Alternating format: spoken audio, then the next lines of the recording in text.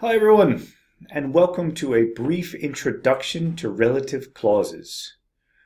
Relative clauses are just brief phrases that give you more information about something. They're also very common. These phrases are used all the time, and they're so common that many people don't even hear them. Many native English speakers don't even hear them. In fact, in that little introduction that I just gave, I think I used at least 2 or 3 relative clauses. For example, relative clauses are phrases that give you more information about something.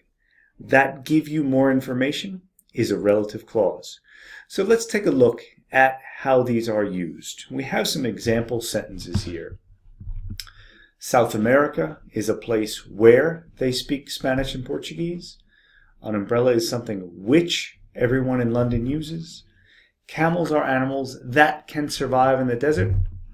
Mothers are the people who spend the most time with kids. The 31st is the day when we get paid. So we're going to take a closer look at those sentences down here. You are asked to do a couple things. Find the first subject, the first verb, the connector, and that's the word that's going to join the two halves of the sentence together, the second subject, and the second verb. Now, this part down here is important. Be careful. Not every sentence has every part. So let's go ahead and do that now. So hopefully you have something that looks like that. The first half of the sentence, of all the sentences, these right here, are just normal sentences. There's nothing special about them. Then here you have where, which, that, who, and when. And those are your relative pronouns. And they start the relative clause. Now, what happens after the relative clause, though? Does everyone see that? In 2 sentences about camels and mothers, there is no second subject. Why not? First, let's just look at this, and we'll see that there is always a verb that comes after the relative pronoun. Remember that. Okay? So let's go ahead and take a look at some of our questions down here. Every sentence has a connector between the 2 parts. And what do we say those are called? Relative pronouns.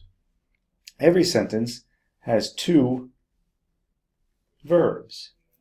Not every sentence has 2 subjects. And now the question is why? So what's the reason? And let's take a look at this up here. Here the first subject is South America. South America is. The second one is they. It's not South America anymore. They speak. Same with umbrella. Umbrella is the first subject, but then it changes to everyone. But when we get down here to camels, camels are. The verb is can survive. Who or what can survive? That's right, it's camels. So because the subject doesn't change, we don't need to put it in again. Really, what's happening there is that relative pronoun is functioning as the subject. You don't necessarily need to know that. What you do need to recognize is that when the subject of the second part of the sentence is the same as the first part, you don't need to repeat it. Same thing here. Mothers are, and then who spends? That's right, mothers. But here, 31st, and then but who gets paid? We get paid. So you need to have a second subject there.